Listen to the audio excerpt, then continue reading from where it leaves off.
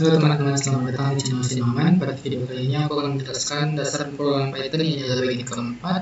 Di video ini aku akan menjelaskan mengenai conditional if. Silakan teman-teman langsung aja buka di beberapa notebooknya. Nah, pertama, apa itu conditional if? Conditional if adalah sebuah perintah yang kita gunakan dalam program Python yang fungsinya adalah untuk menjalankan beberapa baris program. Kadang ketika kita membuat program, kita tidak ingin menjalankan beberapa baris program atau ingin menjalankan beberapa baris program ketika suatu syarat terpenuhi. Ada satu kondisi yang mana perintah yang berjalan atau perintahnya tidak berjalan. Misalnya seperti ini, langsung aja. Contohnya misalnya gini, kita buat satu parameter variabel namanya kondisi, kita kasih true. If kondisi seperti ini, maka print syarat terpenuhi. Terus print selesai. Nah, ini ketika kondisinya true, maka perintah yang berada di dalam conditional if ini akan berjalan syarat terpenuhi.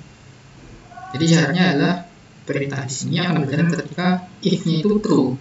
Tapi ketika if-nya false, kondisinya di dalam if itu adalah false, maka ini tidak akan dijalankan, dia akan langsung loncat ke baris selanjutnya. Jadi dia akan mengabaikan seluruh perintah yang ada dalam if dan dia akan melanjutkan perintah yang ada di luar dari if.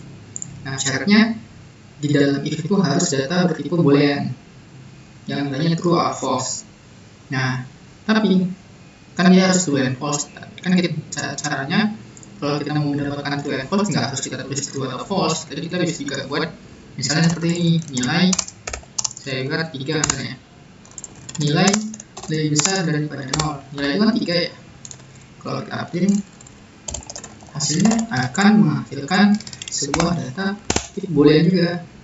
Nah, berarti ini sebuah data yang nilainya true karena benar 3 lebih besar pada 0, maka dia memberikan hasil true. Nah, perintah seperti ini kita bisa masukkan ke dalam if sebagai kondisi seperti ini. Nah, misal kalau tadi kan kita langsung bilang true and false, sekarang kita akan isi dengan operator lebih besar atau lebih besar, lebih kecil, sama dengan, dan seterusnya. Nah, misalkan kita masukkan dalam conditional if, kita kasih definisi nilai if nilai lebih besar pada 0, dan nilainya adalah positif misalnya gitu. Positif. Print selesai. Nah, maka ketika nilai ini kan nilai dari besar pada 0 kan sebuah data tipe boolean yang namanya yang isinya true kan ya, karena memang benar 3 besar pada 0, sehingga perintah ini akan berjalan dan ini kita jalankan dan terus ini kemudian berjalan. Setelah selesai ini baru dia menjalankan ini.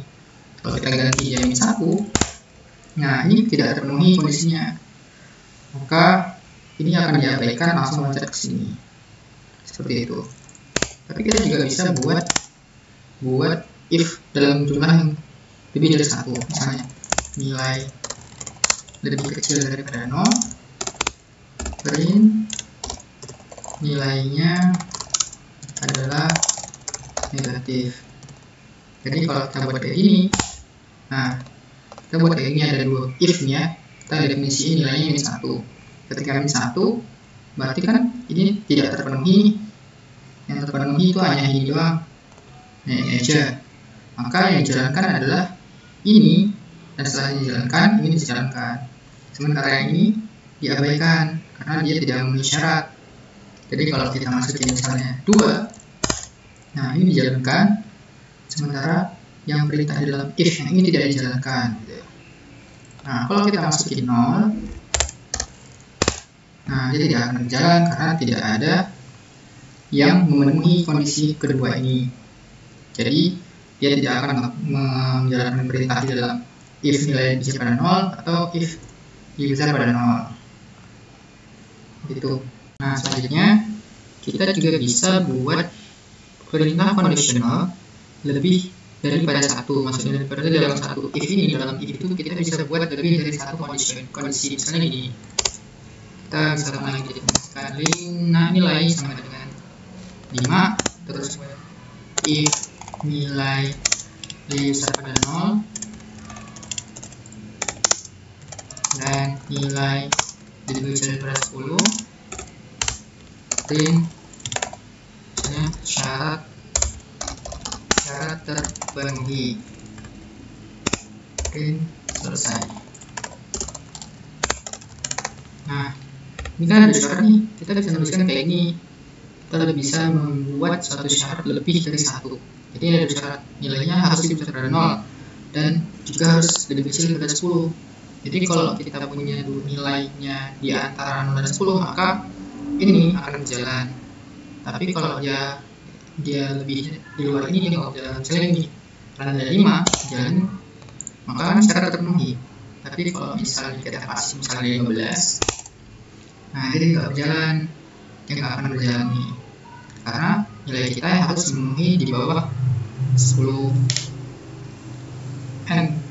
Jadi perintah ini kita gunakan n, tapi juga kita bisa pakai or. Jadi kalau or itu harus salah satunya terpenuhi. Misalnya if nilai lebih kecil daripada 10 or nilai lebih besar daripada 11, print syarat terpenuhi, misalnya gitu ya, print selesai. Nah, karena nilainya 12, berarti kan dia memenuhi yang ini, tapi dia nggak memenuhi yang ini. Nah, karena kita pakainya perintah or, selama dia memenuhi salah satunya, maka yang di dalamnya akan berjalan. Tapi kalau kita kasih perintah di sini misalnya 11, ini nggak berjalan karena dua-duanya nggak memenuhi. Kan ini lebih kecil, bukan sama dengan, tapi lebih kecil. Lebih kecil daripada 10, lebih besar daripada 11. Jadi kalau kita masukin 10, dia nggak akan berjalan juga.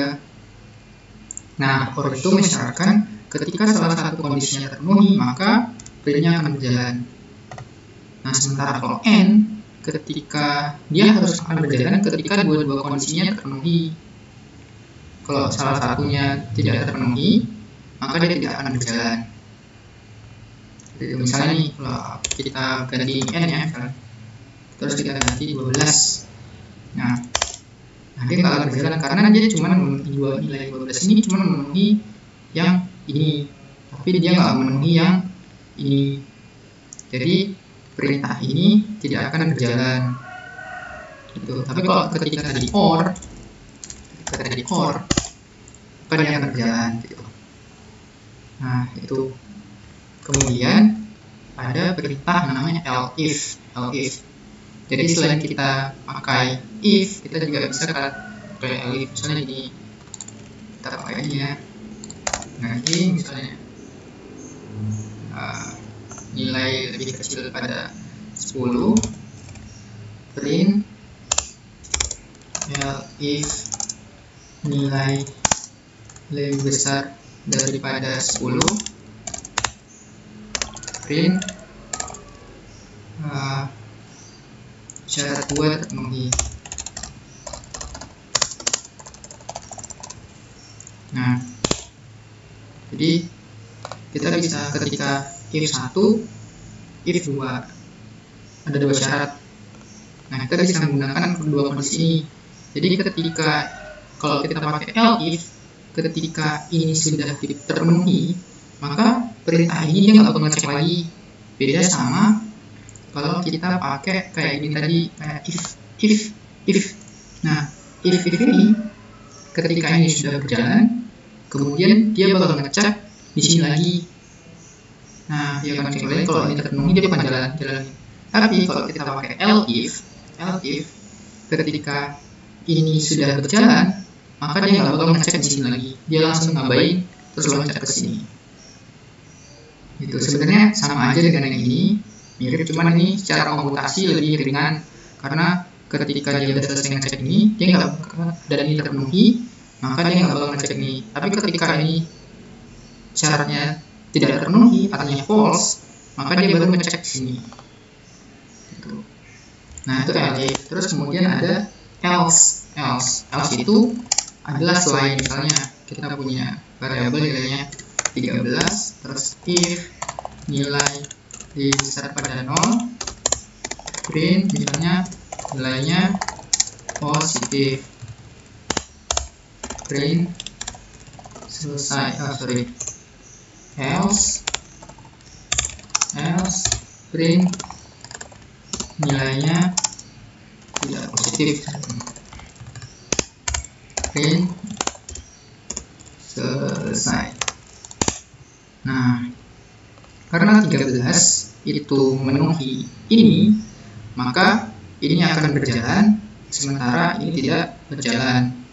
Nah, maksudnya adalah sini ketika ini terpenuhi syarat nilai 0, ini kan berjalan. Tapi kalau sini kondisi selain ini, maka kalau ini nggak terpenuhi, dia langsung akan menjalankan ini selain ini. Jadi misalnya kita isi ya, misalnya ini 1, nah dia akan menjalankan ini terus menerus selesai, karena yang ini 1 tidak memenuhi kan.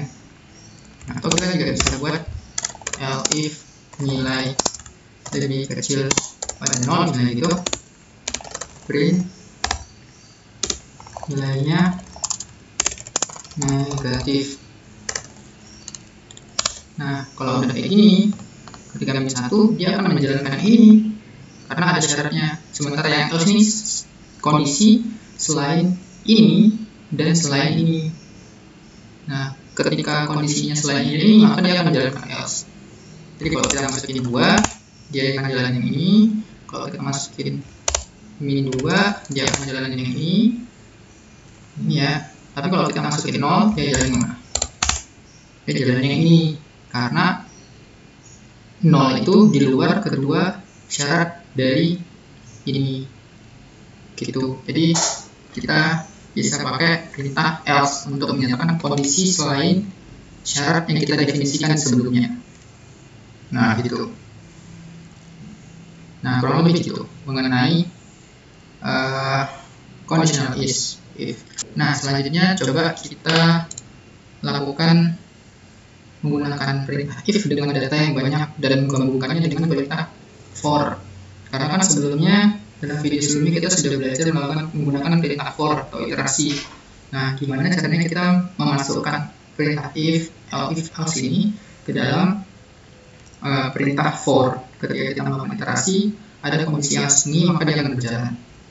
Misalnya saya punya data, ini adalah datanya Apple Store, saya simpan di dalam laptop saya Apple Store.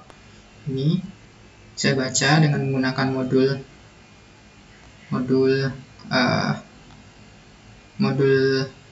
ini CSV Reader.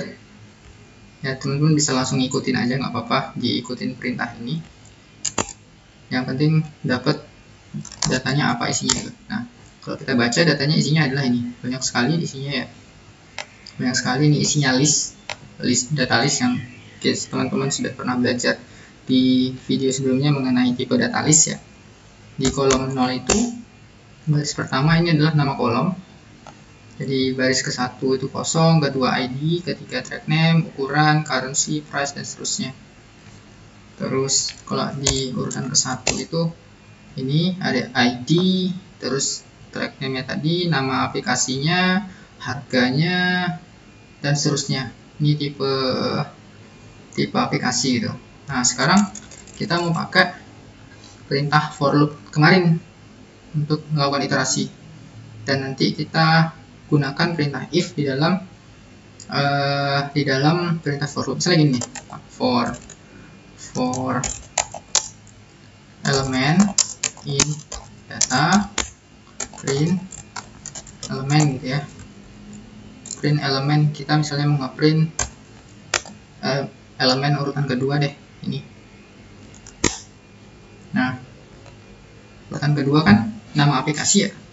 Di track name ini kan judul nama kolomnya tadi. Jadi kita nggak pengen include ini, jadi kita bisa pakai cara kayak gini nih, yang kemarin kita belajar di list. Nah, gitu. Nah, terus kemudian gimana caranya kalau kita pengen print aplikasi yang dia aplikasinya bernilai gratis saja, gratis. Nah tadi kan ada harga tadi di kolom, ada harga kan ya. Ini ada harga, harga itu berada di kolom kelima. Nah gimana caranya kalau kita pengen print aplikasi yang dia nilai gratis? Nah caranya adalah kita buat conditional di sini, misalnya harga sama dengan elemen, kita ubah tipenya dulu float elemen 5, artinya di ngambil data urutan kelima ya, karena price itu ada di urutan kelima. Terus kita if harga gratis itu kan sama dengan 0, gratis. Nah gratis itu sama dengan 0. Pertama kita ambil bagian harganya, bagian kelima, terus kemudian if harga sama dengan 0, maka print elemen. Nah ini adalah aplikasi yang gratis. Jadi semua aplikasi yang di print ini adalah aplikasi yang dia tidak berbayar, harganya gratis. Atau kalau kita mau simpan dalam sebuah list kayak kemarin, nama aplikasi misalnya gitu, terus kita nama apps append. Nah ada nih ya, ada berapa banyak aplikasi yang dia tidak berbayar? Ada sebanyak 4.561 dari total aplikasi. Dari total aplikasi ada 7.167. Jadi ada sebanyak 4.000 aplikasi yang dia tidak berbayar. Terus gimana kalau kita pengen cari aplikasi yang berbayar, ada berapa? Kita kasih conditional kayak gini, artinya ini tidak sama. Kalau tadi kayak gini sama dengan 0, artinya dia gratis. Kalau kayak gini artinya tidak sama dengan 0, artinya tidak gratis. Nah kita masukin kayak gini, terus kita lihat berapa aplikasi yang dia berbayar. Oh ternyata ada 3.141 dari total data 7.197 data. Nah jadi ada banyak ya aplikasi yang ada 3.000-an aplikasi ya yang dia berbayar gitu. Nah selanjutnya kan dalam data tadi kita punya data dalam kolom tipe aplikasi ya. Kalau kita lihat di sini ada aplikasi yang kolomnya itu prime genre, ini artinya aplikasinya itu tipenya dia tuh games atau aplikasi sosial media, atau tipenya tentang berita online atau macam-macam gitu. Kita bisa lihat salah satunya, misalnya kita lihat sini. Nah aplikasi pada urutan 1 itu dia tipenya games gitu. Coba kita cek ya, ini dia di urutan keberapa tuh? Prime Games itu urutan berapa? 0, 1, 2, 3, 4, 5, 6, 7, 8, 9, 10, 11, 12. Itu ada 12, kalau kita masukin 12, nah dia bakal ngambil ini. Atau kalau teman-teman ada datanya banyak banget, mau nyari itu dulu berapa kan agak sulit. Gini aja caranya. Nah prime genre, nah 12. Jadi kita bisa, kalau kita mau ngambil urutan ke-12 genrenya apa aja, jadi kita bisa ganti ini genre, misalnya genre, terus karena di tipenya teks, masukin teks, gak boleh ada float 12, terus genre sama dengan kita mau ngambil apa, yang games ya, yang games aja. Terus misalnya kita print dulu aja, kita print elemen 2, atau nggak usah pakai ini biar kelihatan. Nah kalau kita lihat ya, ini dia semua yang ngeprint yang game saja, di print. Nah kalau kita mau simpan kan kita bisa langsung masuk ke sini kayak tadi. Berarti nah kayak gini tadi kita bisa masukin kayak gini. Kita mau simpan di dalam nama apps, terus kita melihat jumlahnya ada berapa sih. Nah jumlahnya yang dia tipe games itu ada 3.862. Nah ada berapa banyak yang tipe dengan selain games? else. Misalnya kita simpan nama else, misalnya gitu, namanya inilah nama else append elemen 2. Nah, di sini akan disimpan karena dia if genre games, maka di sini akan berjalan, yang ini akan dijalankan ketika ini tidak terpenuhi selain kondisi ini. Jadi kalau kita print ini, lihat ya, di dalamnya ada 3335 data, yang mana ini merupakan aplikasi yang tidak bertipe games. Jadi kalau kita print ini, misalnya teman-teman melihat print di sini, tuh, sorry, nggak usah pakai 2 ya biar kelihatan. Ini semuanya tuh bukan games. Kita lihat reference, terus musik, utility, terus produk, foto, video, social networking, dan seterusnya. Itu. Jadi ini akan berjalan ketika genrenya itu bukan games. Gitu. Nah, di sini untuk buatnya juga kita bisa buat conditional lebih dari satu. Misalnya kita mau simpan, kita mau ngitung yang genrenya games dan genrenya social networking. Berarti kan kita bisa pakai perintah or kan ya, or genre sama dengan social networking. Nah, jadi ketika si genre ini tipenya adalah isinya adalah games dan isinya adalah social networking, maka dia akan disimpan di nama apps. Nama apps tadi kan, nama apps itu banyaknya ada 3862 nih. Sekarang kalau kita buat condition ini, berarti kalau dia ada games dan social networking, berarti disimpan di sini, otomatis kan bakal lebih banyak daripada ini ya, bakal lebih banyak daripada ini. Kalau kita jalanin,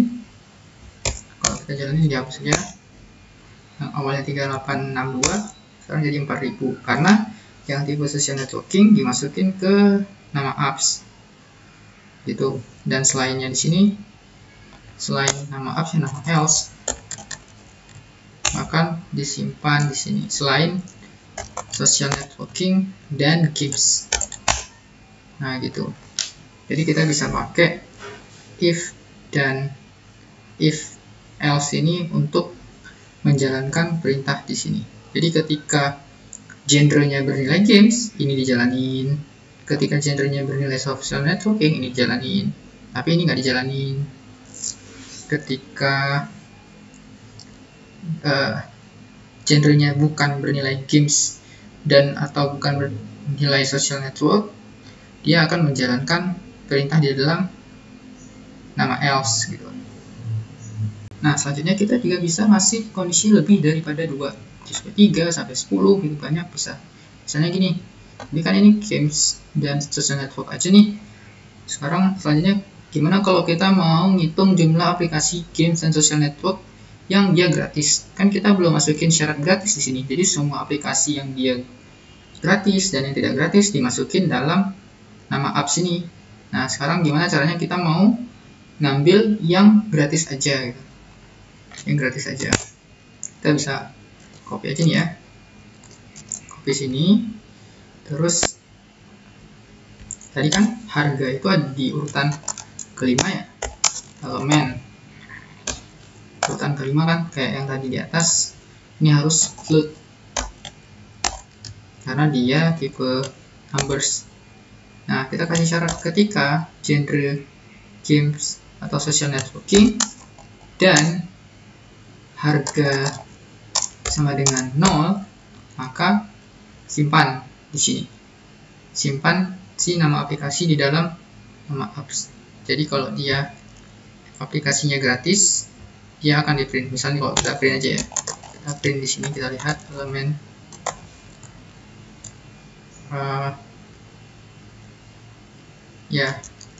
elemen. Nah, ini kan di print. Jadi dia akan nge-print social networking, games, yang harganya tuh 0. Ini kan harganya 0 semua. Yang gratis. Oh, aplikasi Pacman ini gratis ya.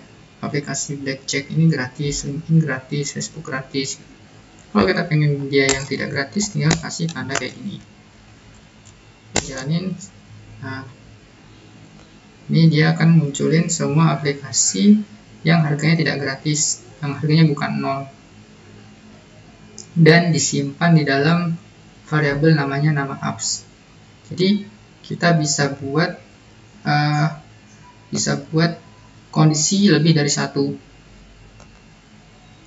satu kondisi. Udah banyak sampai n sampai hingga juga bisa teman-teman buat begitu. Nah, mungkin itu mengenai penjelasan mengenai conditional if. Akan teman-teman mencoba. Kalau ada pertanyaan atau yang kurang jelas dari yang saya sampaikan, silahkan bertanya di kolom komentar. Ya, terima kasih teman-teman atas perhatiannya. Semoga bermanfaat materi kali ini. Selamat mencoba. Terima kasih atas perhatiannya. Sampai jumpa di materi selanjutnya. Bye-bye.